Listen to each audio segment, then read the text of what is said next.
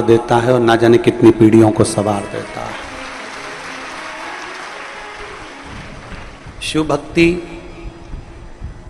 भगवान शंकर की भजन कीर्तन मंत्र जाप नाम स्मरण एक लोटा जल, ये कभी खाली जाने वाला नहीं है। अच्छा, आप एक सरल भाषा में इसको समझें कि यदि आपने एक लोटा जल रोज कहीं प्रतिदिन, जहां पेड़ भी नहीं है, मान लो यहां पौधा भी नहीं है,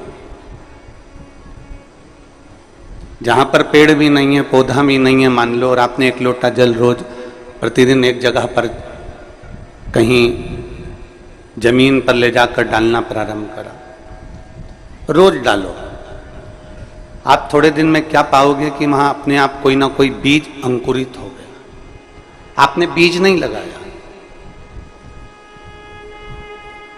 आपने वहां कोई पौधा नहीं लगाया, आपने वहां कोई बीज रोपित नहीं करा, कोई पौधा नहीं लगाया, आपने तो केवल एक लोटा जल भरा और उस भूमि पर ले जाके रोज डाला, प्रतिदिन डाला।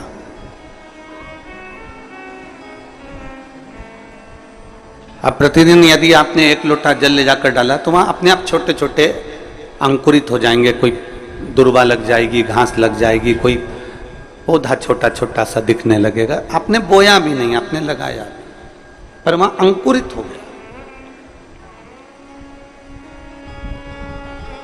एक लोटा जल यदि प्रतिदिन कहीं ले जाकर डालोगे भी तो वहां कुछ ना कुछ अंकुरित हो ही जाता है और वहां कुछ ना कुछ पौधा लग ही जाता है।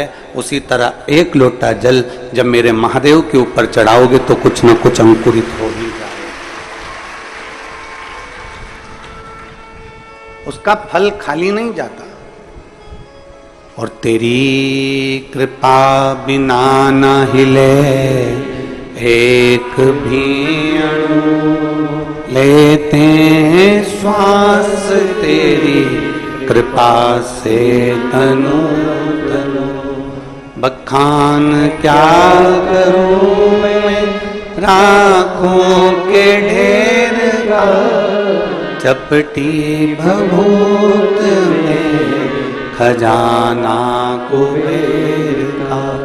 हे गंगाधार मुक्ति द्वार ओंकार तू, भोले ओंकार तू। आयो शरण किया शंभो तार तार तू। हम प्रतिदिन अगर एक लोटा जल समर्पित कर रहे हैं, प्रतिदिन शिवालय जा रहे हैं, प्रतिदिन भगवान शंकर की भक्ति कर रहे हैं, शिव दिए बिना नहीं रहता।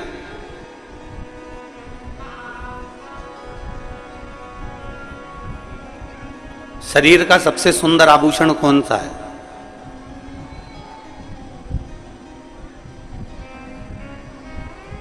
जब जम के बोलो जरा।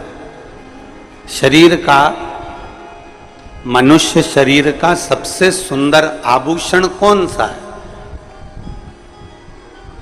मनुष्य शरीर का सबसे सुंदर आभूषण है इस मुख से श्री शिवाय निकल जाए, उससे सुंदर कोई आभूषण नहीं। इस मुख से पंचाक्षर मंत्र नमः शिवाय निकल जाए, षडाक्षर मंत्र ओम नमः शिवाय निकल जाए, राम नाम कृष्ण नाम निकल जाए, इससे सुंदर कोई आभूषण नहीं, कोई आभूषण नहीं।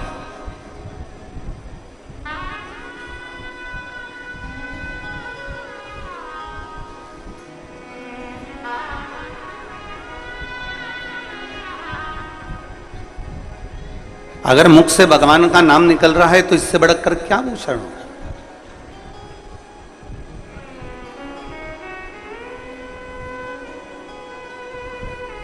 कई लोग कथा को दोष देते हैं कि हम कथा में गए थे, हमारा मंगलसूत्र चले गया। कई लोग कथा को दोष देते हैं कि हम कथा में गए थे तो हमारी चेन चली गई।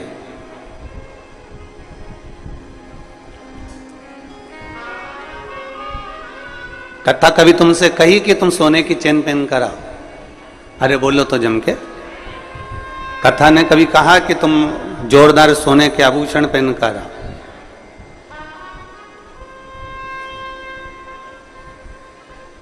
किसी ने कहा कि हमारी चेन चली गई, कोई कहे मंगलसूत्र चले गया, कोई के बैग चले गया, कोई कहे मोबाइल चले गया, पर आज तक ऐसा नहीं मिला जिसने कहा कि कथा सुनते सुनते मेरा दिल चले गया, मेरा दिल चले गया। ये मन महादेव के साथ चला गया।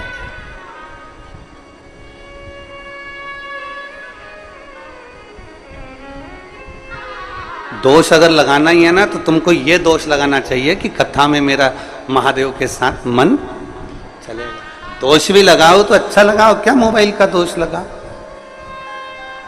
पहले के समय में मोबाइल नीचे गिरता था तो उसकी बैटरी बाहर आ जाती थी। अरे बोलो तो जम के, सही है कि गलत है? आज के समय में मोबाइल नीचे गिर जाता है तो जान बाहर आ जाती है। पहले तो केवल बैटरी बाहर आती थी, आजकल तो हृदय बाहर आ जाता। मेरा इतना मोबाइल महंगा और गिर गया और उसका इतना नुकसान हो गया, अब मालूम पड़े कि जान बाहर है। दोषी लगाना है तो चेन चली गई, मंगलसूत्र चले गया, बैग चले गया, सामान चले गया। अगर दोषी लगाना है तो कभी कभी दोष ऐसा भी लगाया करो कि मैं कथा में, जिस दिन से मैं कथा सुन रही हूँ, 1999 से सुन रही हूँ, चाहे 2000 से सुन रही हूँ, चाहे मैं जब भी कथा को श्रवण कर रही हूँ, जब से मैंने कथा सुनना प्रारंभ करी तब से मेरा मन भोलेनाथ में चला गया। इससे बढ़कर कोई पूंजी मेरे पास नहीं। मेरा हृदय चला गया, मेरा दिल चले गया।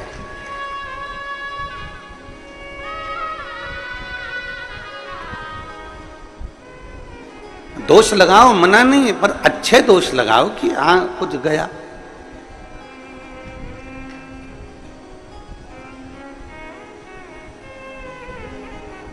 भक्ति, भजन, कीर्तन, मंत्र जाप, नाम जाप अपने भीतर के सुख के लिए होना चाहिए, आत्म सुख के लिए।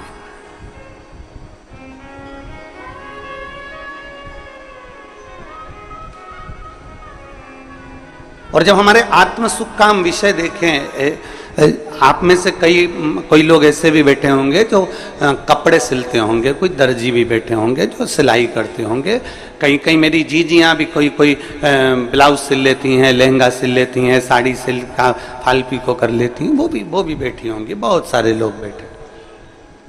हम जहाँ वहाँ रहते थे नमक चौराहे पर, तो वहाँ हमारे घर के 3 घर छोड़ के 2-3 टेलरों की दुकान थी, दर्जियों की दुकान 2-3।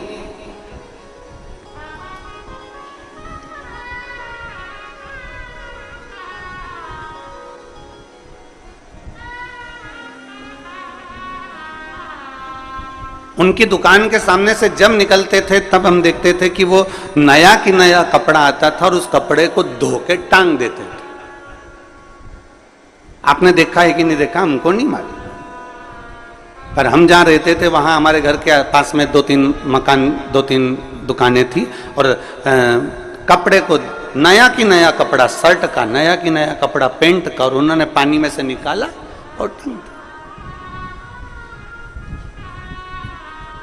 हमने पूछा, भैया ये कपड़ा तो नया है, इसको क्यों धो दिया?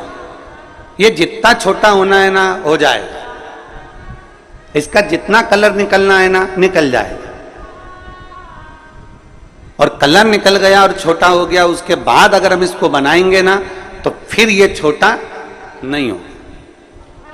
इसको धो के टांग दिया, फिर ये ना छोटा होगा ना इसका कलर निकलेगा। बस यही कि यही वेद व्यास जी कहते हैं, जैसे कपड़े वाला कपड़ा सिलने से पहले उसको धोकर टांग देता है कि इसका कलर नहीं निकले, ये कपड़ा छोटा ना हो, उसी तरह भगवान जन्म देने के बाद आपको शिव महापुराण की कथा में धोकर परमात्मा के चरणों में टांग देता है।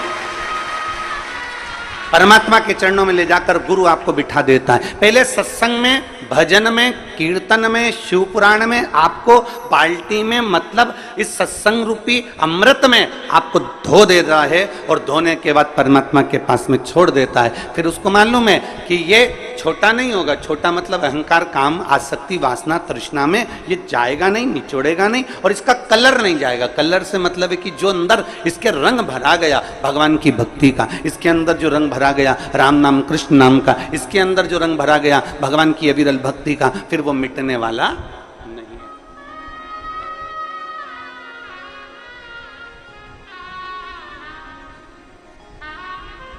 मालवा के संत परम पूज्य श्री कमल किशोर नागर जी महाराज एक भजन गुनगुनाते हैं, बड़ा सुंदर, उनकी वाणी में बड़ा सुंदर लगता है। ऐसी रंगो गुरुदेव चुनर मेरी, ऐसी रंगो गुरुदेव। अब वो चुंदड़ी में रंग ऐसा रंग जाए कि फिर वो जिंदगी भर छूटे, जीवन भर नहीं छूटना चाहिए।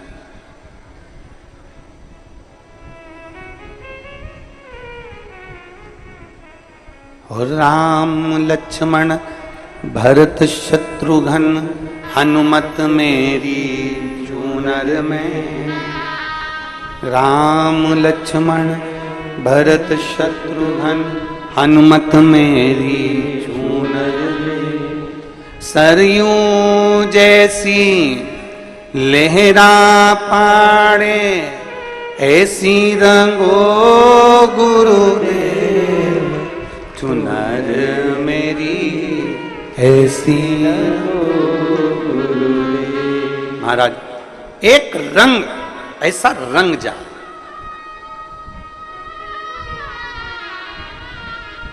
और वो रंग साधारण नहीं होना चाहिए। थोड़ी सी धुलाई में अगर रंग निकल जाए तो क्या मतलब था? किसी ने तुमसे कहा क्या होता है शिव जी को जल चढ़ाने से, क्या होता है शंकर जी का जल पीने से, क्या होता है भगवान शंकर की भक्ति करने से, मतलब उतने में तुम्हारा रंग छूट जाए तो बड़ी बेकार बात। कोई तुमको बार बार कह रहा है कि बेलपत्री खाने से क्या होगा, जल चढ़ाने से क्या होगा, शिवलिंग पर जल चढ़ाकर पीने से क्या होगा, कोई ने कहा और तुम्हारा रंग छूट गया, शिव भक्ति छूट गई, तो व्यर्थ है तुम्हारा भजन, व्यर्थ है तुम्हारा कीर्तन, व्यर्थ है नाम।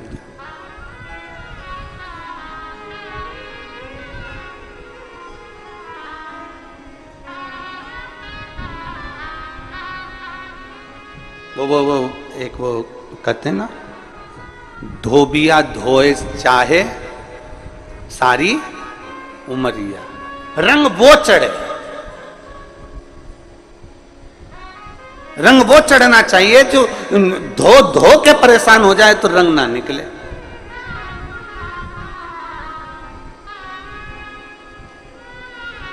कपड़ा थोड़ा सा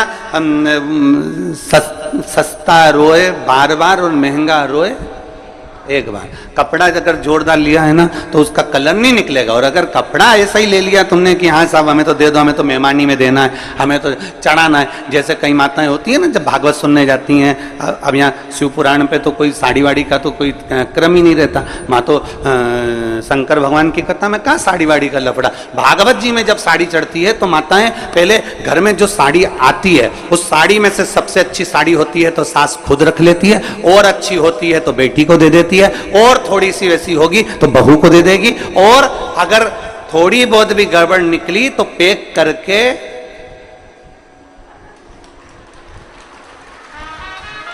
और भागवत जी में चढ़ा दे।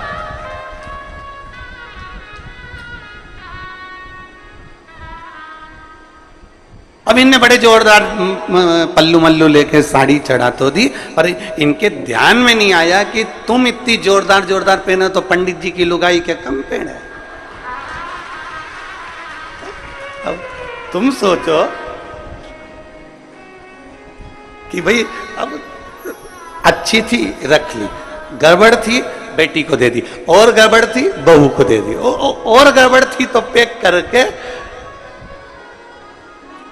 अरे बच गई रे भागवत गीता। और बचने के बाद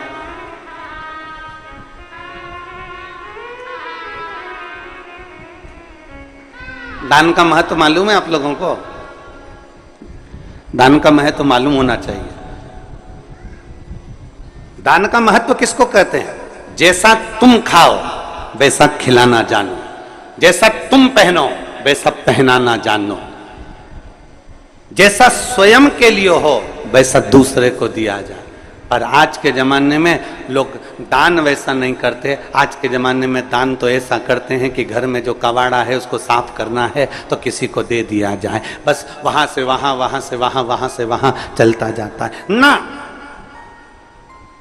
इसलिए मेरे शंकर भगवान को वस्त्र तुम्हारा, आभूषण तुम्हारा, तुम्हारी ज्वेलरी, तुम्हारा धन, तुम्हारी दौलत, तुम्हारी संपदा, तुम्हारी सत्ता, तुम्हारा वैभव मेरे शंकर भगवान को नहीं चाहिए। शंकर भगवान को तो रोज एक लोटा जल चाहिए, क्योंकि जल कभी पुराना नहीं होता।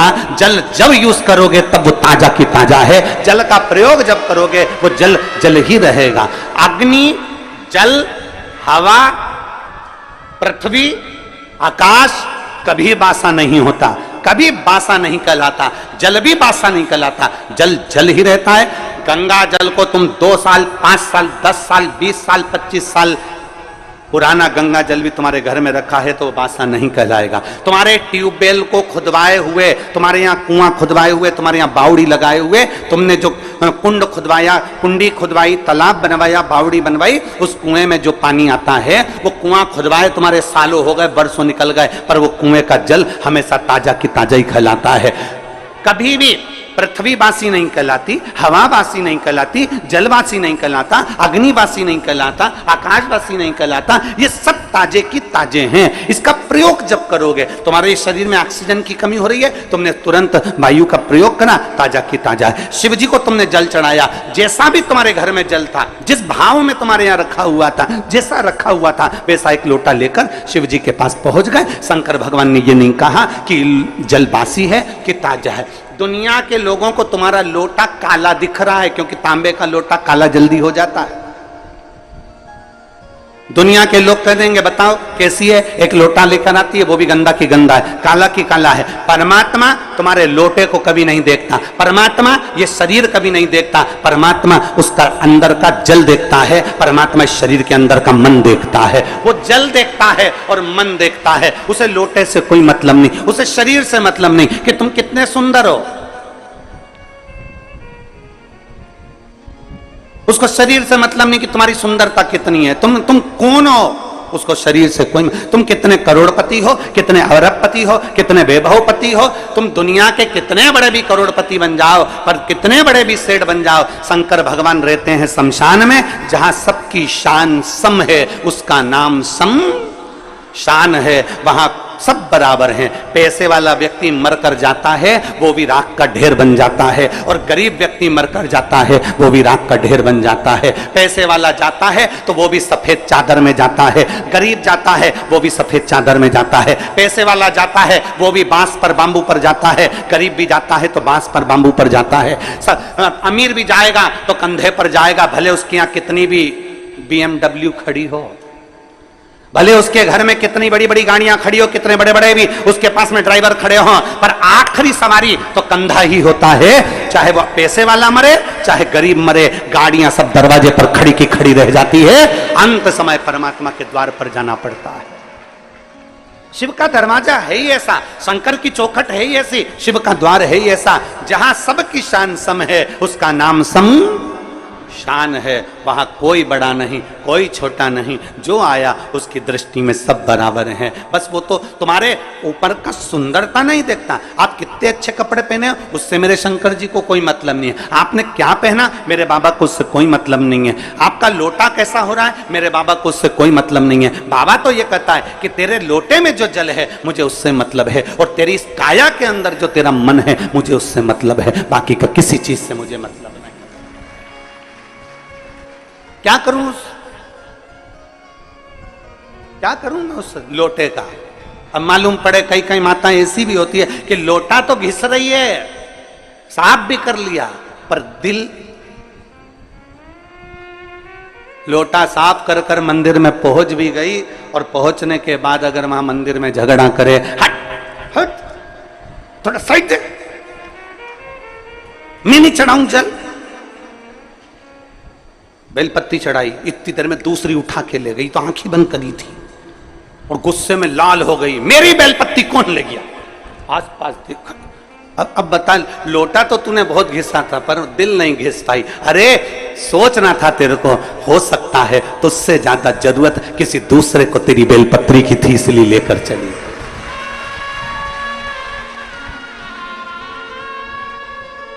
लोटा घिसने से क्या होगा? दिल भी तो घिसो, मन तो साफ करो, क्लीन करो, थोड़ा मन निर्मल करिए।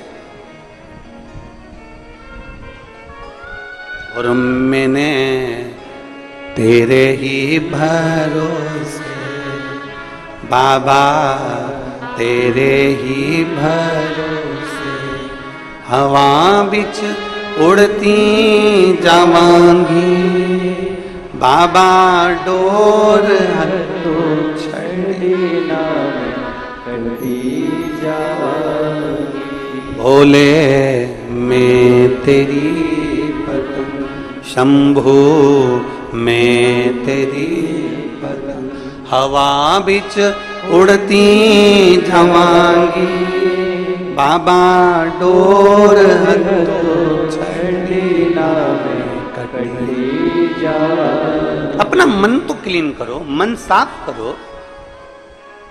जरूर तुम्हारे शरीर से परमात्मा को कोई मतलब नहीं है, कोई मतलब, क्योंकि परमात्मा के पास में शरीर जाता ही नहीं है।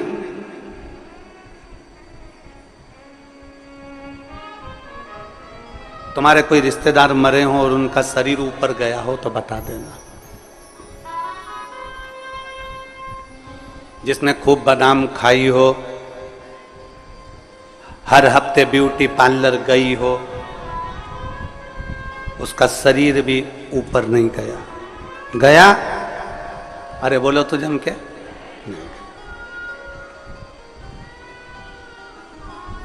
नहीं।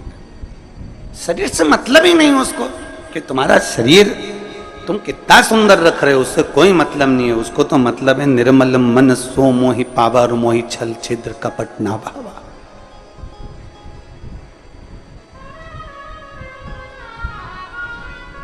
तीन चीजें हैं।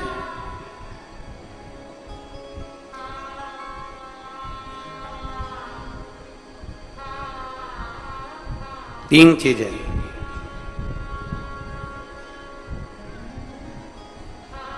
बचपन जो निकलता है वो लड़कापन में निकल जाता है। बचपन लाड़पन में निकल जाता है, जवानी अकड़न में निकल जाती है, और बुढ़ापा तड़फन में निकल जाता है। बचपन गया, लड़कपन में निकल गया, छोटा है, अकल नहीं है, बुद्धि नहीं है, चित्त नहीं है, ये नहीं है, वो नहीं है, लड़कपन में निकल गए। जवानी अकड़ में निकल गई, तुम मुझे जानते नहीं हो, तुम मुझे पहचानते नहीं हो। कभी कभी ये शब्द भी बड़ा सुंदर शब्द है, तुम मुझे जानते नहीं हो। एक चौराहे पर जब कोई व्यक्ति किसी की गाड़ी रोक लेता है ना, तो गाड़ी रोकते से ही तुरंत तुम मुझे जानते नहीं हो। तो उसने पूछा तुम कौन हो? फिर तुरंत उसने नाम बताया और उसकी गाड़ी छूट गई। बोला छूटी कि नहीं छूटी? अरे जम के तो बोलो, छूट जाती है ना। नाम बताया उसने और उसकी गाड़ी छूटी।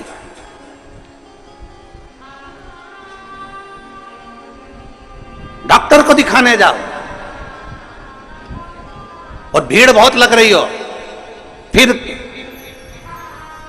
नंबर देने वाले से कहे तुम हमें जानते नहीं हो, फिर नाम बताया, नंबर जल्दी लगा कि नहीं लगा? बोलो जम के तो बोलो, लग गया। जब गाड़ी पकड़ाती है और नाम बता देने से गाड़ी छूट जाती है, तो फिर अपने को भी ये बात अपने अंदर धारण कर रख लेना चाहिए कि गाड़ी को पकड़ा, नाम बताने से गाड़ी छूट गई, तो जब यमराज हमें पकड़े तो हमें भी शंकर का नाम बता देना है, तो हम भी छूट जाए। गाड़ी पकड़ी और नाम बताया तो गाड़ी छूट गई। तो क्या वो यमराज के सामने नाम बताओगे तो ना छूटोगे? और अंत समय प्रभु आना पड़ेगा, वचन दिया तो निभाना पड़ेगा।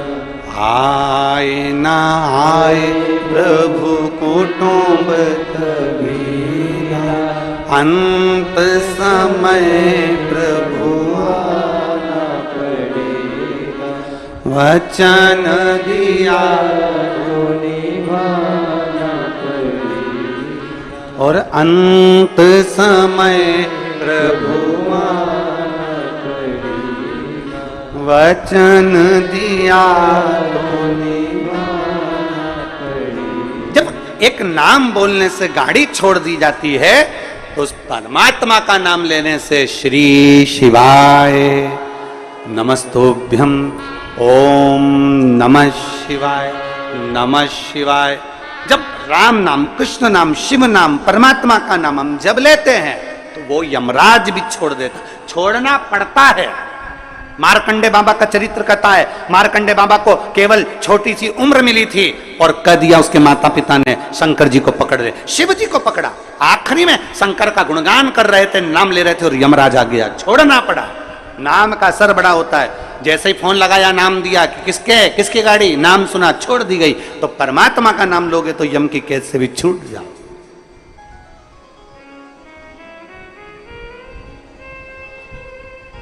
बस नाम की मूलता को पहचान। इसलिए तो तुलसीदास बाबा ने अपने सुंदर वचनों में लिखा, तुलसीदास जी ने अपने वचनों में कहा, कलयुग केवल, जम के बोलो जरा, कलयुग केवल नाम धारा। नाम, उन्होंने कलयुग में यह नहीं कहा कि राम धारा की, कृष्ण धारा की, शिव धारा की, यह धारा। उन्होंने कहा कलयुग केवल नाम धारा। तुम्हारी मर्जी पड़े तो राम बोलो, तुम्हारी मर्जी पड़े कृष्ण बोलो, तुम्हारी मर्जी पड़े शिव बोलो, तुम्हारी मर्जी पड़े दत्त बोलो, तुम्हारी मर्जी पड़े देवी बोलो, तुम्हारी मर्जी पड़े कुल देवता का नाम लो, तुम्हारा जो मन पड़े वो नाम लो। पर कलयुग में नाम जरूर लो, क्योंकि कलयुग का सार तत्व केवल नाम से है, परमात्मा के भजन से। ले आओ जरूर नाम। अब आप और हम नाम का लेते, कहा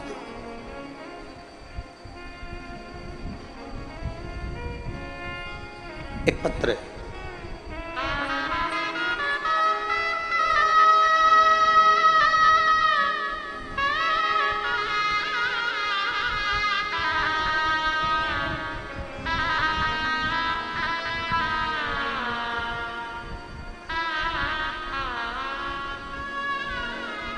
मेरा नाम बिमलेश पांडे, मैं कस्बा बेबर की रहने वाली हूँ, जिला मैनपुरी, उत्तर प्रदेश की हूँ। मेरा मोबाइल नंबर ये है, कहीं बैठी हो तो हाथ हिला सकती हैं। मेरा नाम बिमलेश पांडे, मैं कस्बा बेबर की रहने वाली हूँ, जिला मैनपुरी, उत्तर प्रदेश। कहीं बैठी हैं, हाथ हिलाओ। हाँ ठीक है, दिख गया। आ जाओ, एक बेलपत्र लेकर चले जाओ। मेरे पति की आंखों की रोशनी चली गई 2023 में। डॉक्टरों को दिखाते दिखाते कई महीने निकल गए और दोनों आंखों से दिखना बंद हो गया। पूरी की पूरी आंखें चली गई। डॉक्टरों से इलाज करवाया, ऐसा कोई डॉक्टर नहीं छोड़ा बड़े से बड़े हॉस्पिटल का, शहर का, जहां हमने इलाज ना करवाया। और डॉक्टरों ने कहा कि इसमें हमें लगता है कि नसें कुछ चोक हो गई, जिसके कारण बस देखने में नहीं आ रहा। दोनों आंखें चली गई, रोशनी पूरी चली गई, दिखाई देना बंद हो गया। अब करें तो करें क्या? तभी पहली बार आपकी कथा टीवी के माध्यम से श्रवण करी, और श्रवण करने के बाद आपने कहा कि 1 लोटा जल शंकर जी को चढ़ाओ और चढ़ा हुआ जल आचमन करो। हम उस जल को आचमन ना करते हुए हमारे पति की आंखों में कपड़े को गीला कर वो आंखों पर लगाना प्रारंभ कर दिया।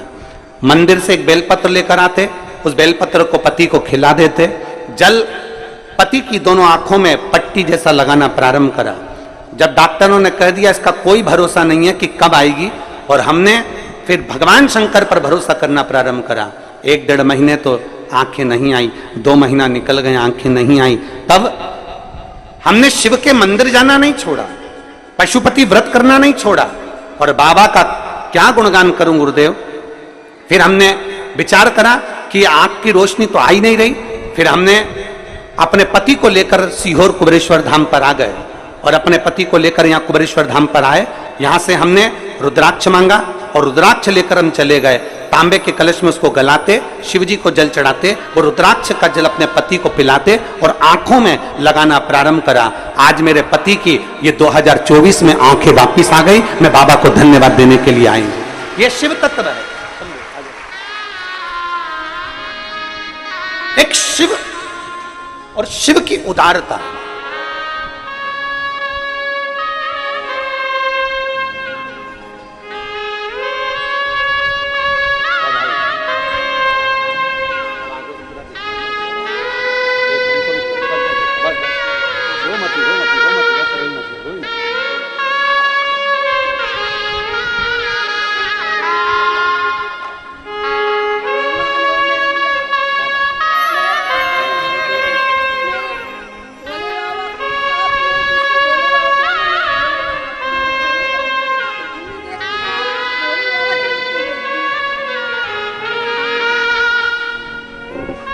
शिव तत्व। डॉक्टरों ने मना कर दिया था कि आंखें वापस नहीं आएगी। मैं अपने पति को लेकर, उन्हें दिखता नहीं था, धाम पर आ गई, रुद्राक्ष लिया, लेकर चली गई। बाबा की कंकर शंकर पूजन कर कर गई, और बाबा ने मेरे पति की आंखों को वापस दे दिया। ये शिव तत्व, योग घड़ी, एक विश्वास हमारे भीतर शिव के प्रति, शंकर के प्रति। आप सीहोर वाले महाराज जी से मिलने के लिए नहीं आए हो, ना सीहोर वाले महाराज से आपका कोई रिश्ता है, ना संबंध। एक संबंध सीहोर वाले महाराज से जरूर है कि आप मेरी बहन हो, मैं आपका भाई हूं, और पुरुष जितने हैं वो मेरे जीजा हैं, और मेरी बेटियां, मेरे बेटा, मेरी माताएं, सब मेरे रिश्ते। पर खास रिश्ता तो आपका मेरे कुबेर भंडारी से है। वो रिश्ता कभी जिंदगी में समाप्त होने वाला नहीं। एक संबंध तुम्हारा शिव से जुड़े।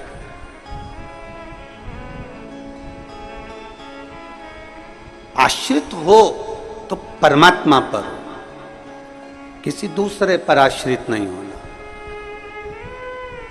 भरोसा करना तो मेरे देवाधिदेव महादेव पर करना, दूसरे पर कभी भरोसा नहीं। इंसान का करा गया भरोसा टूट जाएगा, पर परमात्मा का करा गया हुआ भरोसा कभी जिंदगी में नहीं टूटता। वो भरोसा अजर और अमर रहता है। आपको लगता होगा कि कोई बहुत पैसे वाला है, बहुत करोड़पति है, बहुत धनपति है, बहुत वैभव है, उसके पास में तो बड़ा सुखी होगा। शिव महापुराण की कथा में माता पार्वती जी ने भगवान शंकर से कहा, भोले बाबा आपका और हमारा विवाह हुआ है।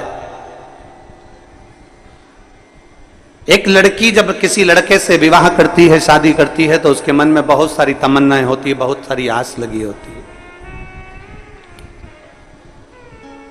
बहुत आस रहती है उसकी। एक लड़की जब किसी लड़के से विवाह करती है तो उसके मन में यह आस होती है कि बड़ा घर मिलेगा, परिवार मिलेगा, पति अच्छा मिलेगा, सास ससुर अच्छे मिलेंगे, रिश्तेदार नातेदार अच्छे मिलेंगे, मैं जिस घर में ब्याह कर जाऊंगी मां भोजन की कोई कमी नहीं होगी, मेरे रहने के लिए अच्छा कमरा, अच्छा भवन, सब कुछ मिलेगा, बड़ा बंगला, बड़ा महल मिलेगा। पर भोले बाबा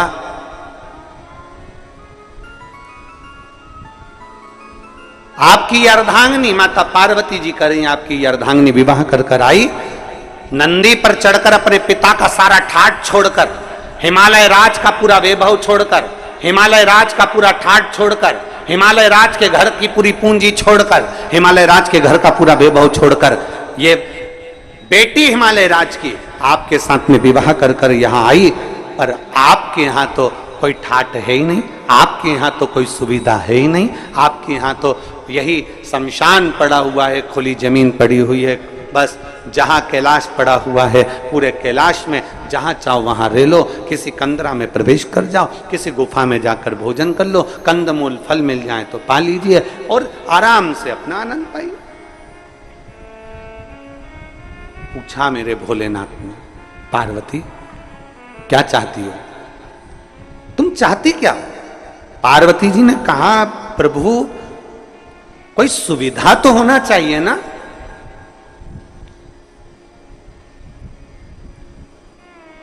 तुम सारे तीर्थ में जाओ, वहां पर बहुत सुविधा देखना, सारे तीर्थों में बहुत सुविधा देखना। एसी का रूम मिल जाए, अच्छा पलंग मिल जाए, अच्छी गादी मिल जाए, अच्छा कमरा मिल जाए, अच्छी व्यवस्था मिल जाए, अच्छा भोजन मिल जाए, अच्छे से अच्छा सामान मिल जाए। हम जब मंदिर में दर्शन करने जाएं तो हमारा वीआईपी दर्शन हो जाए। हम जब पहुंचें तो मंदिरों में हमारा ये आनंदमय कोई आए और हमारा हाथ पकड़कर हमको दर्शन कराए। सब मंदिरों में तुम्हारे लिए वीआईपी व्यवस्था हो सकती है, सारे तीर्थों में तुम्हारे लिए वीआईपी व्यवस्था हो सकती है, सारी सुविधा तुम्हें वहां मिल सकती है। पर कुबेरेश्वर धाम जब भी आना तो ये मत सोच कर आना कि यहां सारी सुविधा मिलेगी, क्योंकि जहां सुविधा होती है वहीं दुविधा होती है। यहां सुविधा है जैसी वैसे प्राप्त हो जाती है, अधिक सुविधा में दुविधा होती है। यहां तो भोजन भी आपको बनाना है और खाना भी, अरे बोलो तो जम के, आपको ही है। कद्दू भी आपको ही काटना है और बनाना भी आपको ही है, रोटी भी आपको सेकना है और खाना भी आपको ही है, खिचड़ी भी आपको बनाना है, चावल बीनना भी आपको ही है, सब्जी काटना भी आपको ही है। और अंदर यही होता है, आप में से कई माताएं, कई भाई, कई बहन, कई बेटियां, कई बेटे आते हैं, सेवा करते हैं और कद्दू काट रहे हैं, सब्जी काट रहे हैं, कहीं रोटियां बना रहे हैं, कहीं कोई सेवा कर रहा है, कोई झाड़ू लगा रहा है, कोई मालूम पड़े नुक्ती तल रहा है, कोई मिक्सचर तल रहा है। हमारी भोजनशाला में एक भी हलवाई नहीं है, हमारी भोजनशाला में केवल आप आते हो, भोजन बनाते हो और चले जाते। जितने हो आप आते हो, भोजन बनाते हो, चले जाते। आप में से कोई बाहर से आता है, वो कह देता है कि हाँ, हम भोजन बनाना जानते हैं, उनको बिठा देते हैं कि तुम नुक्ती तल लो। आप में से कोई आके कहता है हाँ, हम तलना जानते, तो उसको मिक्सचर बनाने बिठा देते हैं।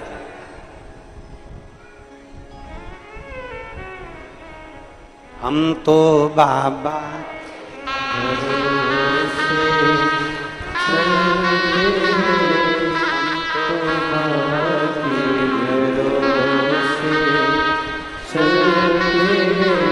अगर सुविधा चाहिए तो यहां सुविधा नहीं, क्योंकि सुविधा जिसके पास में बहुत होती है, बहुत वीआईपी कल्चर में जो रहता है, बाद में वही दुविधा में रहता है। क्योंकि मालूम पड़े दरवाजे पर 4 लोग आए और निकलकर तुम दूध तक लेने ना जाओ, किसी को पानी पिलाने ना जाओ, तो घुटने में धीरे धीरे जंग लग जाती है, कमर में जंग लग जाती है, चलते नहीं बनता, फिरते नहीं बनता, काम नहीं बनता। आप में से ये जितने जजमान परिवार बैठे हैं, इसमें एक मुंबई का पंचाल परिवार भी बैठा हुआ है, खड़े हो जरा।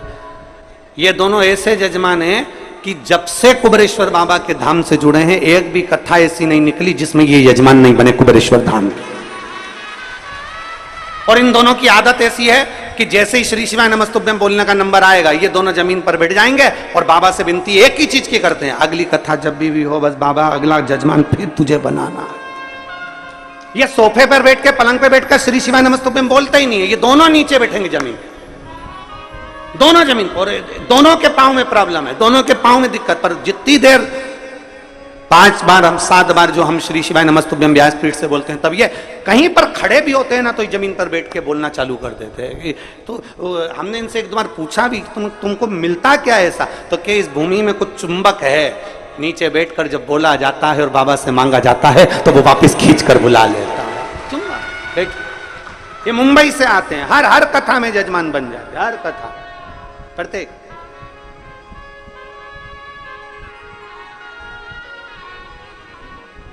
यहां सुविधा नहीं है। जिसको बहुत सारा राजसी ठाट चाहिए, तो वो अपने घर से अगर किसी को लगता हो कि हाँ हमको ये वीआईपी व्यवस्था चाहिए, तो अपने घर से एक बढ़िया गाड़ी तैयार करे, उसमें पूरी व्यवस्था लेकर पहुंचे। पर बाबा के यहाँ पर तो केवल एक चीज मिलती है, यहाँ कंकर और शंकर के सिवा कुछ नहीं मिलेगा। केवल कंकर शंकर, केवल कंकर शंकर। जमीन पर सोगे, अपनी पन्नी बिछाओ, अपनी दरी बिछाओ, अपना ओढ़ो, अपना सो, क्योंकि आपका अपना ये कथा का पंडाल नहीं होता, ये कथा का पंडाल नहीं है। जब आप बाबा के धाम पर कथा सुनने के लिए आते हो तो हम तो ये मानते हैं कि जैसे कोई पूर्व के समय में तीर्थ करने जाते थे, अपनी दरी, अपना सामान, अपना बर्तन लेकर जाते थे और बैठकर तीर्थ करते थे, बस बाबा के धाम में वैसे आओ, अपना तीर्थ करो, अपना आनंद करो, बाबा से गुणगान गाओ और बाबा से प्रार्थना करो और चले जाओ। फिर वो धीरे धीरे धीरे धीरे धीरे धीरे तुमको कैसे बुलाएगा, कितने ठाठ से बुलाएगा, ये उसके ऊपर निर्भर कर। कितने ठाठ से बुलाएगा ये उसके, जैसे भी आदरणीय विधायक महोदय कह रहे थे, पहले हम आए ट्रेन से, ऑटो से, फिर बस से, फिर गाड़ी से, फिर बाबा ने कृपा कर बुलाया। ये शिव भक्ति है। वो कैसे बुलाएगा वो आपके ऊपर निर्भर करता। आप में से कई माताएं ऐसी बैठी है जो एक बार नहीं कई बार बाबा के धाम आ चुकी है, हर 2-3 महीने में आ जाती, हर 1 महीने में पहुंच जाती, बाबा के धाम पर आकर अपनी सेवा करी, चाकरी करी, झाड़ू लगाया, पोछा लगाया, बर्तन भांडा साफ करा और बाबा से विनती करी, हम तो बाबा के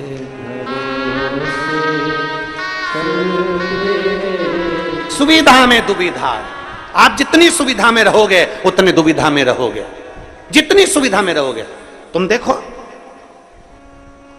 जितनी सुविधा में तुम रह रहे हो, एसी का रूम, डनलप का गद्दा, वीआईपी ट्रीटमेंट में रह रहे हो, उसके बाद में भी कमर में दर्द है, सारे डॉक्टरों का वीआईपी इलाज चल रहा है तो भी तकलीफ पे तकलीफ चल रही है, मतलब सुविधा में दुविधा है। और जिसको सुविधा में दुविधा लग रही है उसको स्मरण करना चाहिए कि आओ बाबा के धाम,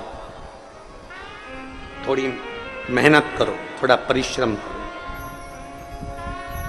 मेहनत। और जब हम बाबा के धाम में आकर थोड़ा सा परिश्रम करते हैं, बाबा से अपने दिल की बात कहीं बैठकर 108 बार श्री शिवा नमस्तुभ्यम जब हम कहते हैं, बाबा उसको स्वीकार कर लेते हैं। एक पत्र है,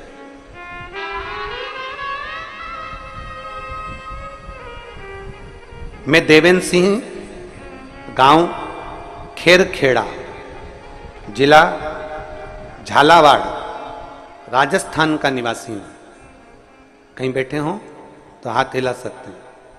मैं देवेंद्र सिंह, गांव खेरखेड़ा, जिला झालावाड़, राजस्थान का निवासी हूं। दोनों हाथ हिला दो एक बार। आ जाओ, एक बेलपत्र लेकर चले जाना, आ जाइए।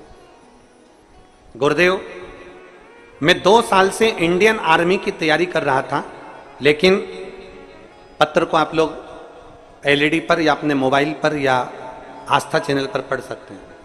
तैयारी कर रहा था लेकिन किसी न किसी कारण से असफल हो जाता था। फिर मुझे अपने परिवार वालों ने कहा कि सब भोले बाबा पर छोड़ दे, वो जरूर सुनेंगे, तुम मन लगाकर मेहनत कर, क्योंकि गुरुजी कहे कि मेहनत तुझे करना है, परिश्रम तुझे करना, मन लगाकर मेहनत कर और सब बाबा पर छोड़ दे। शिव जी पे जल चढ़ाना प्रारंभ कर दे। देवेंद्र सिंह ने जल चढ़ाना प्रारंभ कर दिया, पशुपतिनाथ का व्रत भी किया और सीहोर आए। यहां आकर हमने कंकर शंकर की पूजन करी और कंकर शंकर की पूजन कर कर भोले बाबा से प्रार्थना करी और बाबा ने ऐसी कृपा कर दी कि आज मेरी सिलेक्शन इंडियन आर्मी में हो गया और मेरी पोस्टिंग जम्मू में हुई है। मैं जम्मू में पोस्ट हूं। मैं बाबा को धन्यवाद देने के लिए, मेरी पोस्टिंग जम्मू में। देवेंद्र सिंह, गांव खेरखेड़ा, जिला झालावाड़, राजस्थान का निवासी। यह शिव तत्व है।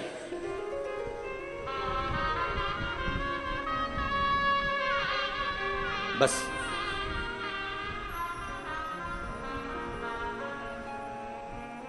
जब आप और हम भगवान शिव के भक्त भक्ति में रमे।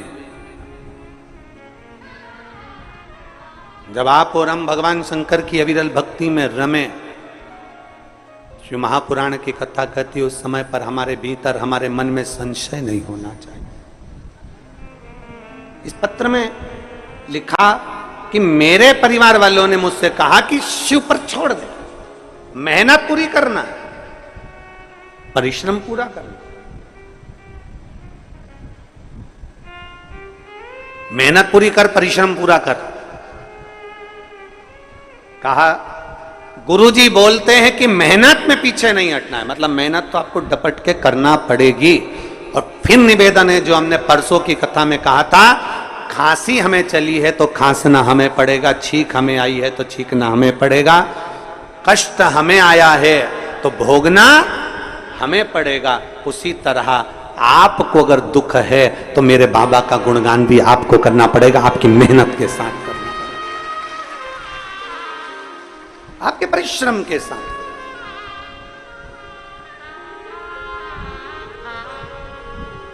वो कल परसों 2 दिन पहले बोला था,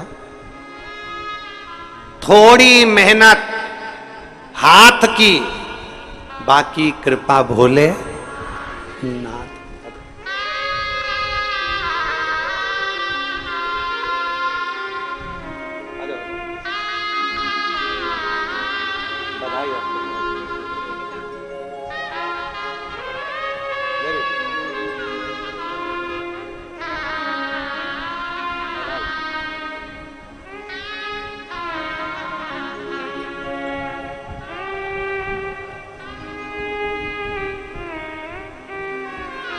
एक शिव के प्रति भरोसा, थोड़ी मेहनत हाथ की, बाकी कृपा भोले नाथ। मेहनत करो, परिश्रम करो, पीछे नहीं हटना।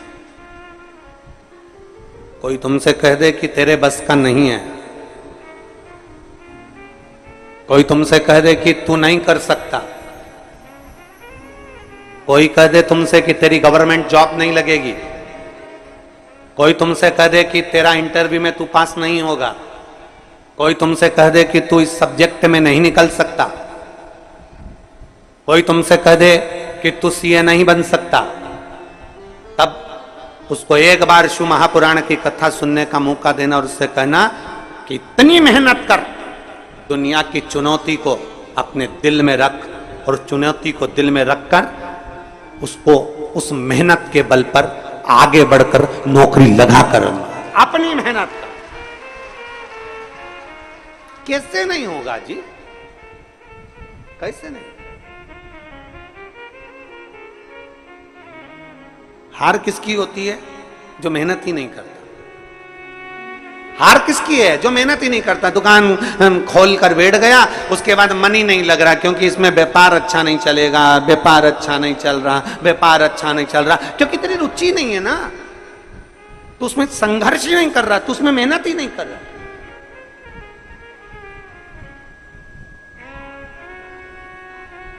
थोड़ा मेहनत करो, संघर्ष करो। आपका संघर्ष, आपकी मेहनत आपको कभी पीछे नहीं हटने देगी। थोड़ी मेहनत हाथ की, बाकी कृपा भोले नाथ की। बस वो मेहनत, वो संघर्ष आपका, वो मेहनत आपकी।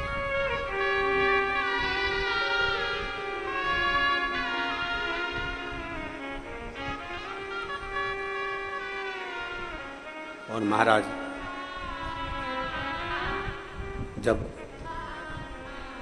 हम पूर्ण भरोसे के साथ में देवाधिदेव महादेव की भक्ति में रम जाते हैं, पूर्ण भरोसे के साथ, हम पूर्ण विश्वास के साथ में भगवान शंकर की अविरल भक्ति में जब हम रमते हैं, हमारे ऊपर शिव की दृष्टि पड़ती ही है, शंकर की दृष्टि पड़ेगी।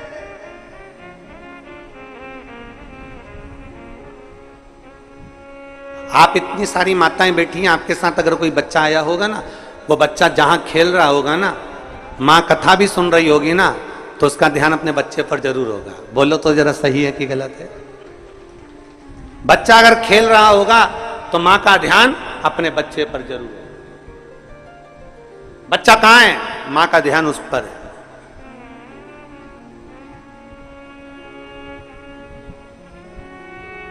अपने बच्चे पर मां का ध्यान बना रहता है, अपने बच्चे पर पिता का ध्यान बना रहता है, उसी तरह एक लोटा जल चढ़ाने वाले पर मेरे शंकर का ध्यान बना रहता है, बना रहता है।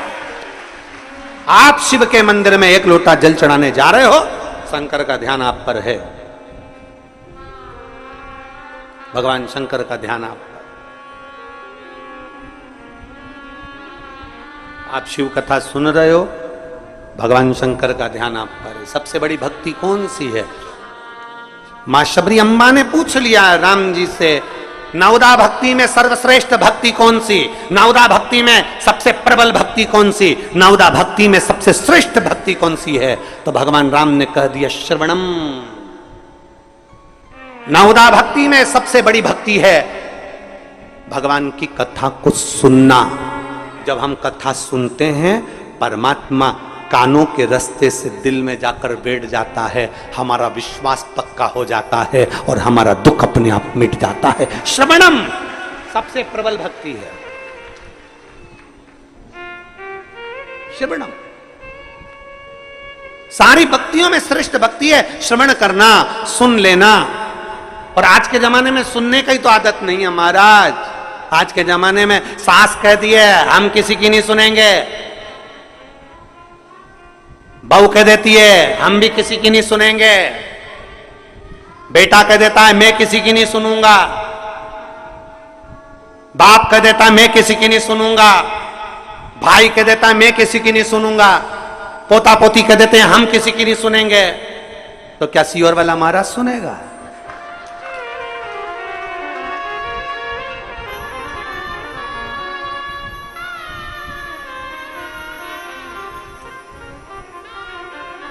और सही बात है, सुनने की आदत तो डाल ली है, डालना चाहिए सुनने की आदत। हम किसी की नहीं सुनेंगे, हम किसी के बाप की नहीं सुनेंगे, बाप के हम नहीं सुनेंगे, छोरा के हम नहीं सुनेंगे, सास के हम नहीं सुनेंगे, माँ के हम नहीं सुनेंगे, कल की आई हम तेरी सुनेंगे। और सास के मैं किसी की नहीं सुनूं, बेटा के मैं नहीं सुनूं, पोता के मैं नहीं सुनूं, पोती के मैं नहीं सुनूं, कौन सुनेगा? आज के समय में कोई सुनना नहीं चाहता। तो यहाँ राम जी कह रहे हैं सबरी अम्बा को सर्वप्रथम भक्ति, सबसे श्रेष्ठ भक्ति, सारी भक्तियों में श्रेष्ठ भक्ति है श्रवणम, कथा को सुनना, बातों को सुनना, श्रवण करना और अपने अंदर उतारना। ये श्रेष्ठ भक्ति है। जिसने कथा को सुनना प्रारंभ कर दिया, जिसने कथा में दिल लगाना प्रारंभ कर दिया, कथा को सुनते सुनते उसके अंदर विश्वास पक्का हो गया, तो उसके अंदर इतना विल पावर आ जाता है, इतना बल आ जाता है कि वो आखिरी में जीत ही जाता है, वो हारता नहीं। विश्वास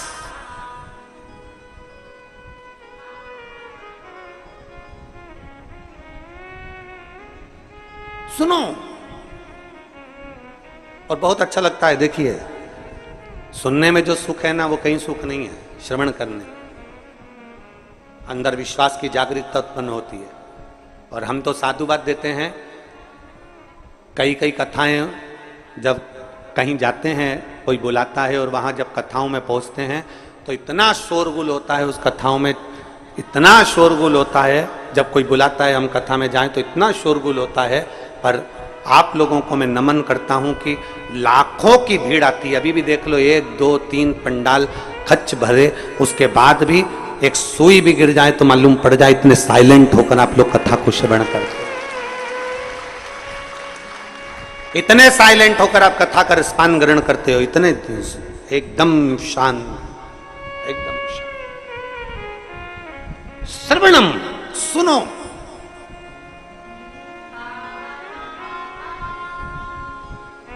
जितना सुन सकते हो सुनो। जब आप सावन के महीने में 2 लोटा जल महादेव जी को चढ़ाने के लिए जाओ, तब 3 चीजें अपने अंदर धारण करना।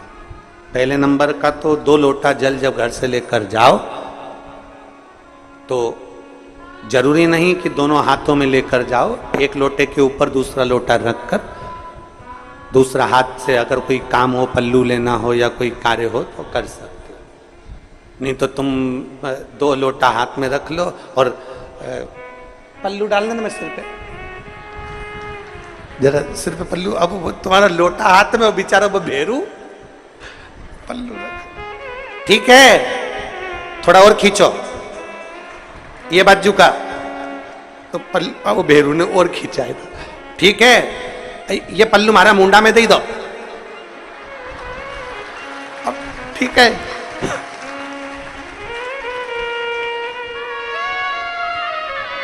और थोड़ी दूर चली और याद आ गया, ओ बाप, इतने में भेरू ने कहा क्या हो गया, क्या हुआ? तुम्हारे फूल माला की पन्नी तो ही रह गई, जरा उठाओ, उठाओ जरा, ये ले, कमर में खोसी दो, कमर में खोसी दो, कमर में पन्नी। और कैलाश पर्वत पे जाके रहूंगी, भोले को अपना। अब पति भी के अच्छा शंकर हुआ और अच्छा जल हुआ।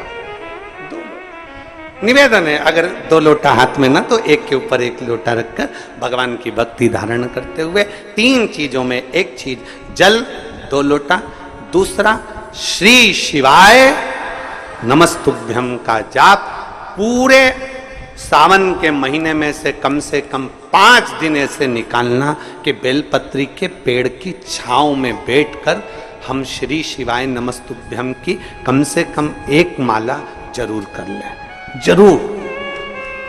और मान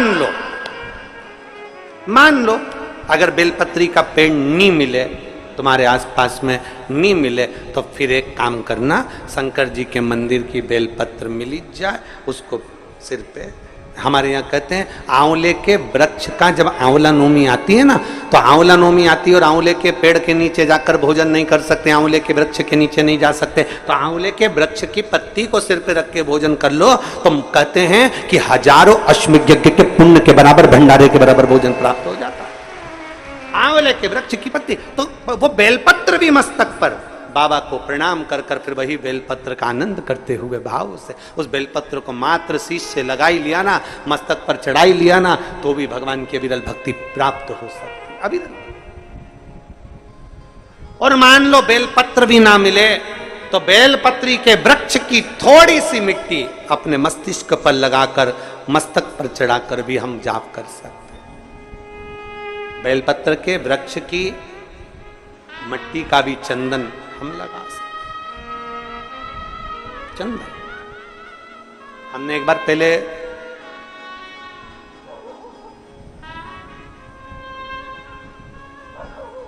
दो 2019 में एक बात कही थी, आपके स्मरण में है कि नहीं वो पता नहीं हमको, पर हमने कहा था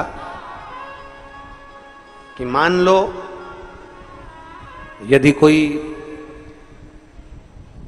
बहुत ज्यादा कार्य अटक रहा हो, बहुत ज्यादा कार्य अगर अड़ रहा हो, तो बेलपत्री के वृक्ष के नीचे की मिट्टी का भी अगर तिलक रोज लगाकर आप अपने कार्य के प्रति जाओगे, तो 15 या 20 दिन में या 1 महीने में वो कार्य पूर्ण होता ही है। बेलपत्री के वृक्ष की मिट्टी चंदन के बराबर, चंदन। 3 कार्य में से एक कार्य बाबा को 2 लोटा जल, दूसरा कार्य बेलपत्री के वृक्ष के नीचे बैठकर भगवान शिव की मंत्र जाप करना, और तीसरा कार्य सावन के महीने में प्रयास करना कि एक वृक्ष बेलपत्री का जरूर लगाना, जो वृक्ष बढ़ सके और आने वाली पीढ़ी के लिए आनंद करे। बेलपत्र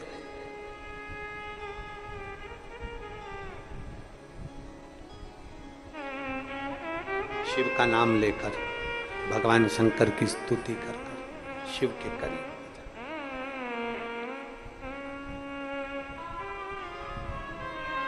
शिव को समर्पित कर, भाव से ये भाव रखकर लगाना कि हम जिंदा हैं तो बेलपत्री का पत्ता, बेलपत्र हम भगवान शिव को चढ़ा रहे हैं, बेलपत्र हम शंकर को चढ़ा रहे हैं। जब हम नहीं रहेंगे तब वो बेलपत्र का पौधा जब बड़ा हो जाएगा तो उस बेलपत्र को कोई शिव पर चढ़ाएगा। हमारे मरने के बाद भी हमारी बेलपत्र शंकर को चढ़ती रहेगी और हमारा कल्याण होता रहेगा। समर्पित कर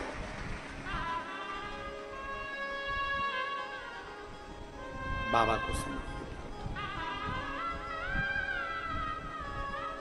3 चीजें, एक सावन के महीने में 2 लोटा, जम के बोलो जरा, जल, सारी समस्या का हल।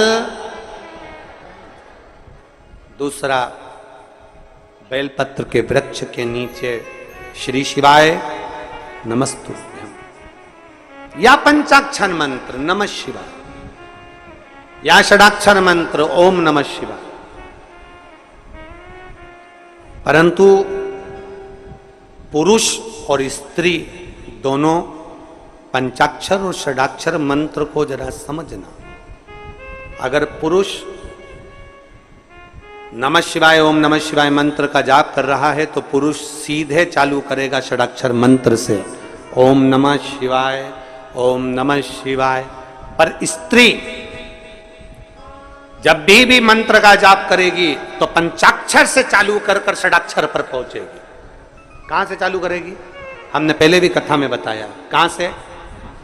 जम के बोलिए जरा, नमः शिवाय, फिर बाद में षडाक्षर पर आएगी ओम नमः शिवाय, नमः शिवाय ओम नमः शिवाय, नमः शिवाय ओम नमः शिवाय, नमः शिवाय ओम नमः शिवाय, नमः शिवाय ओम नमः शिवाय। पुरुष ओम नमः शिवाय ओम नमः शिवाय ओम नमः शिवाय जप सकता है, पर स्त्री पंचाक्षर से चालू कर षडाक्षर पर पहुंचेगी और पुरुष षडाक्षर से चालू कर देगा, ओम नमः शिवाय ओम नमः शिवाय ओम नमः शिवाय ओम नमः शिवाय ओम नमः शिवाय। ये पुरुष चालू कर दिया। पर स्त्री जब जपेगी नमः शिवाय ओम नमः शिवाय ओम नमः शिवाय ओम नमः शिवाय, पंचाक्षर से चालू करा। कहां से चालू करा है? फिर से आप लोग एक बार बोल के देख लो, चालू करो बोलना, नमः शिवाय ओम नमः शिवाय ओम नमः शिवाय। कहां से चालू करा था? नमः शिवाय से, षडाक्षर तक गए हो। फिर पुरुष ओम नमः शिवाय, नमः शिवाय ओम नमः शिवाय, नमः शिवाय ओम नमः शिवाय। पंचाक्षर से षडाक्षर तक। फिर से बोलो एक बार, बोलो चलो, नमः शिवाय ओम नमः शिवाय ओम नमः शिवाय ओम नमः शिवाय, नमः शिवाय ओम नमः शिवाय। पंचाक्षर से षडाक्षर की ओर।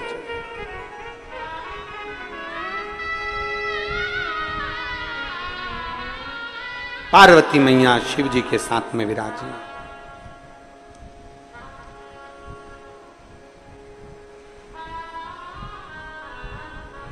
बैठी थी।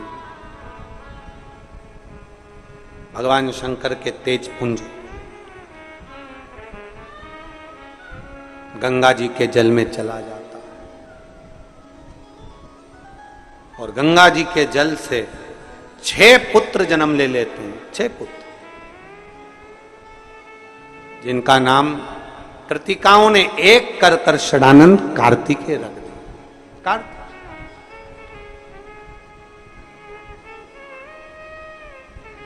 षडानंद कार्तिकेय जी जब माता पार्वती जी के पास में आए और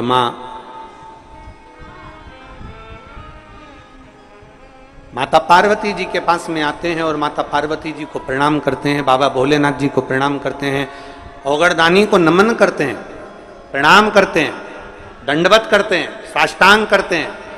फिर तारकासुर का संहार करने के लिए जाते हैं। अपने घर से जब निकलो पहले एक लोटा जल महादेव को समर्पित करो। घर में जो बुजुर्ग हैं, बड़े हैं, उनके चरण छुओ। माता पिता भाई भाभी जो घर में बड़े हैं उनके चरण छुओ। क्यों? क्योंकि शास्त्र कहता है जब घर से निकलते हैं एक लोटा जल चढ़ाकर, चरण छूकर जब हम अपने काम के लिए जाते हैं तो हमारे साथ अपने माता पिता का तप बल भी हमारे साथ, महादेव की कृपा भी हमारे साथ जाती है।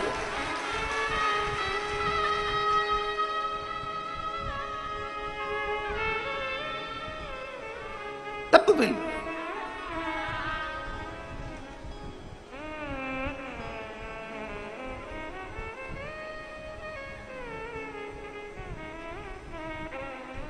तो कहे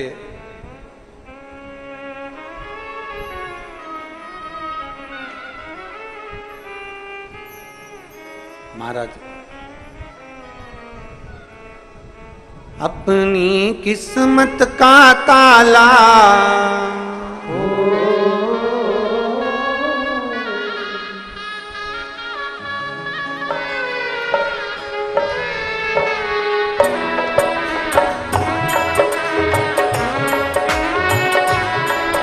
बड़े भाव से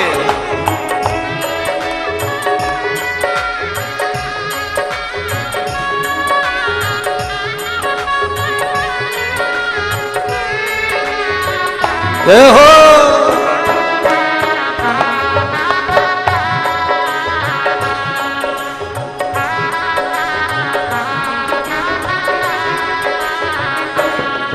अपनी किस्मत का ताला तुम खोलते चलो, अपनी किस्मत का ताला तुम खोलते चलो। श्री शिवाय नमस्तुभ्यं तुम बोलते चलो, श्री शिवाय। ओ श्री शिवाय नमस्तुभ्यं तुम बोलते चलो,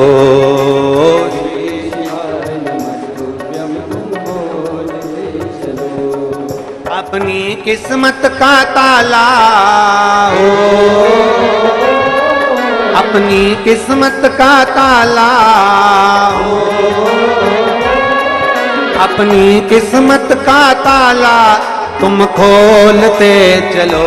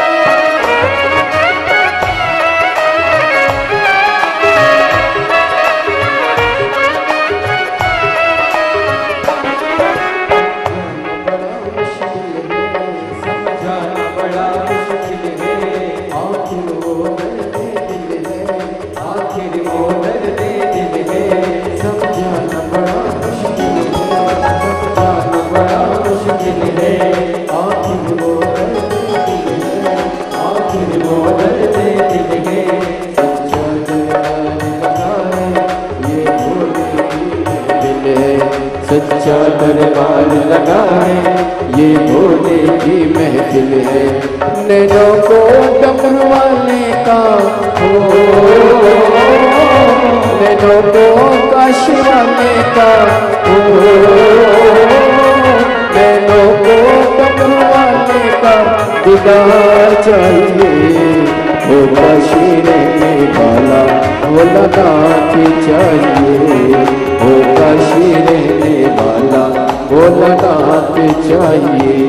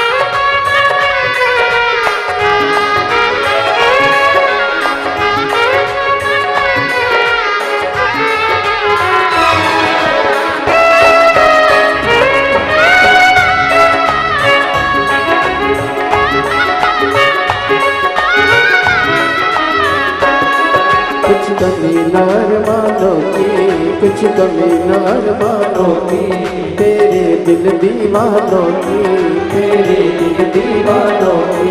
कुछ कमी न अरमानों की, कुछ कमी न अरमानों की, तेरे दिल दीवानों की, तेरे दिल दीवानों की। मुझको मदहोश बनाए कटार तेरे नैनों की, मुझको मदहोश बनाए कटार तेरे नैनों की। नैनों को डमरू वाले का हो, नैनों को काशी वाले का हो, नैनों को डमरू वाले का दीदार चाहिए। वो काशी रहने वाला भोलानाथ चाहिए, वो काशी रहने वाला भोलानाथ चाहिए। नैनों को डमरू वाले का हो, नैनों को काशी वाले का हो, नैनों को डमरू वाले का दीदार चाहिए। वो काशी रहने वाला भोलानाथ चाहिए, वो काशी रहने वाला भोलानाथ चाहिए।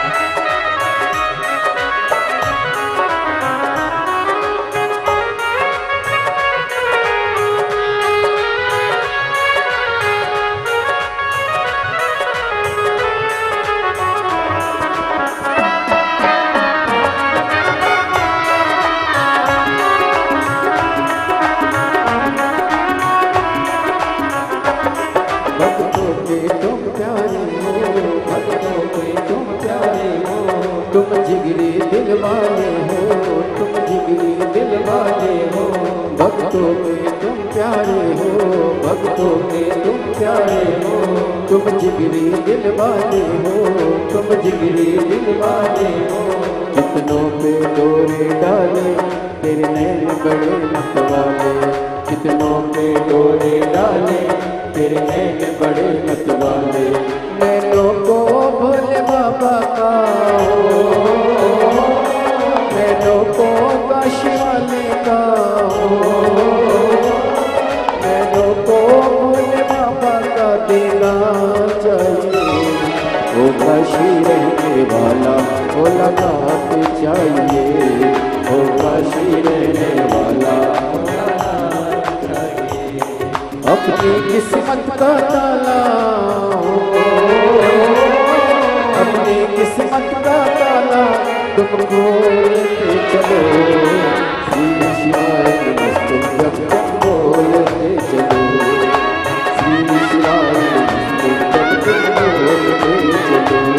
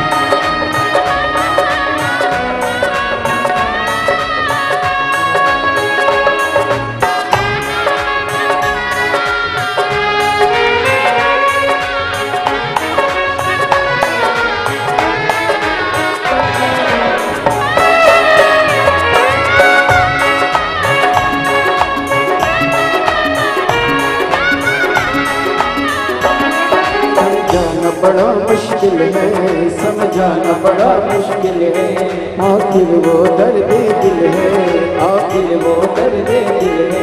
सच्चा दरबार लगा है ये भोले की महफिल है, सच्चा दरबार लगा है ये भोले की महफिल है। नैनों को डमरू वाले का हो, नैनों को काशी वाले का हो, नैनों को डमरू वाले का दीदार चाहिए। वो काशी रहने वाला भोला नाथ चाहिए, वो काशी रहने वाला भोला नाथ चाहिए। नैनों को काशी वाले का हो, नैनों को डमरू वाले का हो, नैनों को काशी वाले का दीदार चाहिए। वो काशी रहने वाला भोला नाथ चाहिए, काशी रहने वाला भोला नाथ चाहिए। श्री शिवाय नमस्तुभ्यं, श्री शिवाय नमस्तुभ्यं,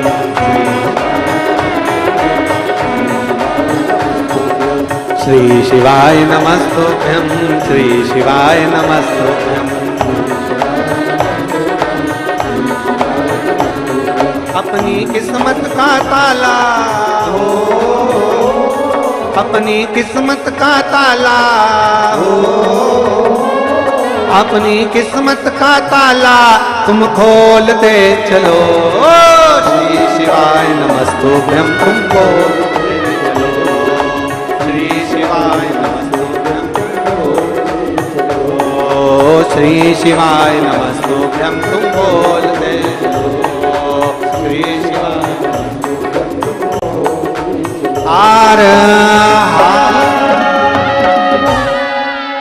अपने स्थान पर बैठकर भगवान शिव जी से अपने मन की बात बड़े भाव के साथ दिल से प्रार्थना करिए, भाव से बाबा से विनय करिए, निवेदन करिए, देवाधिदेव महादेव स्वीकार करें। जहाँ जगह मिले वहाँ बैठकर भगवान शिव से अपने मन की बात बड़े भाव के साथ दिल से करें।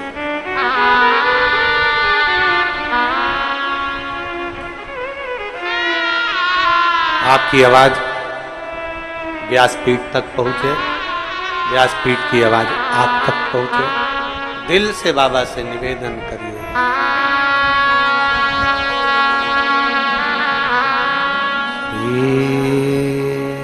शिवाय नमस्तु श्री शिवाय नमस्तु श्री शिवाय नमस्तु श्री शिवाय नमस्तु श्री शिवाय नमस्तु। भोला सब दुख काटो ओ भोला सब दुख काटो। शिव शंकर जपू तेरी माला, भोले बाबा जपू तेरी माला।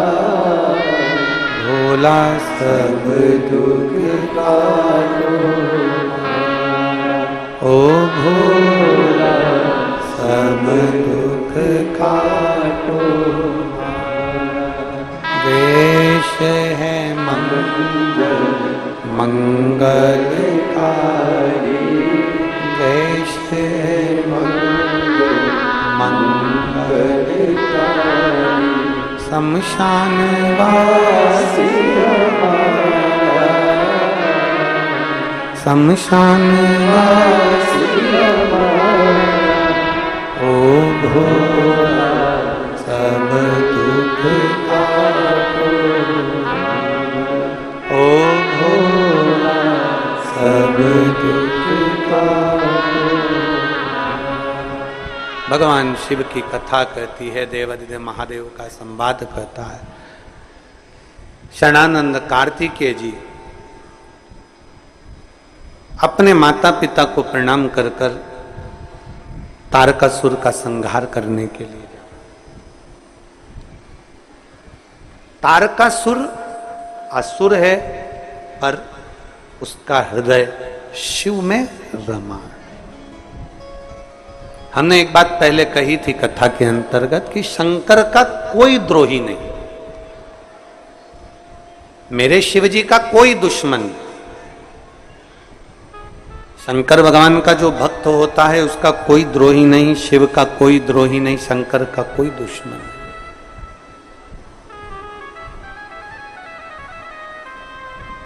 कौन द्रोही होगा? क्योंकि तारकासुर ने मांगा क्या था? तारकासुर ने मांगा था केवल ब्रह्मदेव से वर मांगा कि मुझे वर दीजिए, कि वर ऐसा दीजिए कि मैं अगर मरूं तो शंकर जी के पुत्र के द्वारा, शिव जी के बेटे के द्वारा मेरे प्राण छूटे। क्योंकि तारकासुर जानता था कि भोलेनाथ सती माता के बाद में विवाह नहीं करना चाहते थे, और मैं चाहता हूं कि मेरा बाबा विवाह जरूर करे।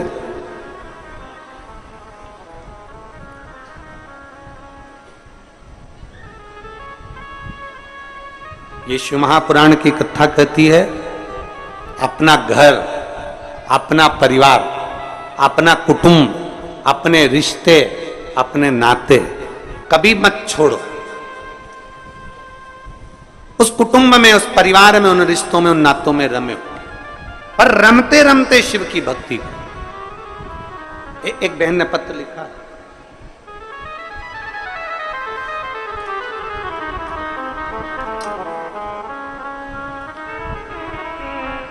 मैं नेहा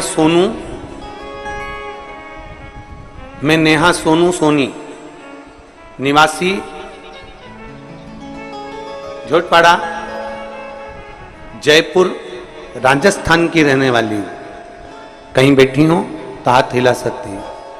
मैं नेहा सोनू सोनी निवासी झोटपाड़ा जयपुर राजस्थान की निवासी हूं। कहीं बैठी हो तो हाथ हिला सकती हूं अगर कहीं बैठी हो। आप ही है, बच्चा आया है साथ में, ले आओ उन दोनों को यहां लिया। मेरा मोबाइल नंबर ये है। मैं भोले बाबा का क्या गुणगान करूं गुरुदेव। मेरी शादी को हमने इंतजार करा कि संतान अब होगी, 1 साल 2 साल 3 साल 4 साल 5 साल 6 साल 7 साल 8 साल ऐसे इंतजार करते रहे, पर संतान का सुख नहीं हुआ। संतान की सुख की प्राप्ति नहीं हुई क्योंकि डॉक्टरों के हिसाब से मैं कभी मां नहीं बन सकती थी, क्योंकि मेरी ट्यूब ब्लॉक थी और डॉक्टर ने कह दिया था कि तुम कभी संतान प्राप्त नहीं कर सकती, आपके यहां औलाद नहीं हो सकती क्योंकि आपकी ट्यूब ब्लॉक है, आप कभी मां नहीं बन सकती हो। फिर एक दिन मेरी मौसी ने मुझे बताया कि आस्था चैनल पर कोई प्रदीप मिश्रा जी हैं, उनकी कथा आती है। फिर मैंने कथा सुनना प्रारंभ करी और फरवरी 2022 में मैंने कथा सुनी और 13 जुलाई 2022 को हम पहली बार गुरु पूर्णिमा महोत्सव के समय पर सीहोर में आए। 2022 में जब हम सीहोर आए, यहां कंकर शंकर पूजन कर कर गए और रोजाना शंकर जी को 1 लोटा जल चढ़ाना चालू करा। सफेद आंकड़े की जड़ को हमने बांधा, लेकिन हमें कोई फायदा नहीं हुआ। तब मैं फिर वापिस आपकी कथा पर भरोसा कर 8 नवंबर 2022 को फिर सीहोर आ गई। हमने बाबा का दरवाजा नहीं छोड़ा। एक बार काम नहीं हुआ, दूसरी बार फिर हम नवंबर के महीने में आ गए और यहां से हम रुद्राक्ष लेकर चले गए। रुद्राक्ष का जल तांबे के कलश में गलाकर पीना प्रारंभ करा और जुलाई 2023 को फिर वापिस हम सीहोर आ गए। नवंबर में आए, फिर हम 2023 में फिर सीहोर आ गए जुलाई के महीने में। अब की बार में जब सीहोर आई तो मैंने बाबा के कंकर बीने और कंकर बीन कर उसकी पूजन करी। पहले हम 1 कंकर की पूजन कर कर गए, फिर आपने जो 5 कंकर का वर्णन करा उस 5 कंकर को बीन कर पूजन करी, बाबा से विनती करी, 1 लोटा जल बाबा को चढ़ाना चालू करा और फिर हम कोटा में, जब आप कथा में कहते हो कि एक दिन पंडाल में अगर बैठकर आपने कथा सुनी है तो उसका फल जरूर मिलेगा, हमने हमारे पति से कहकर कोटा में जब आपकी कथा हो रही थी तो हम कथा सुनने के लिए 1 दिन के लिए गए और कोटा की कथा में कथा सुनी और बाबा से विनती करी, मैं 2 बार आपके सीहोर होकर आ गई हूं, मैं 2 बार आपकी जड़ बांध चुकी हूं, कुछ भी करो पर मेरे यहां संतान देना। मैं 2 बार सीहोर आ गई, 2 बार मैंने जड़ बांध ली, 2 बार पशुपति व्रत कर ली है। आप नहीं सुनोगे तो आप सीहोर वाले महाराज की तो सुनोगे, मेरी गोदी भर दो ना बाबा। और बाबा ने ऐसी कृपा कर दी, 26 मई 2024 को मेरे घर में 2 बच्चों ने जन्म लिया, एक बेटा और एक बेटी ने जन्म लिया। मैं बाबा की कृपा से लिया। 26 मई 2024 को मेरे यहां बाबा की कृपा से 2 बच्चों ने जन्म लिया। मैं बाबा के धाम लेकर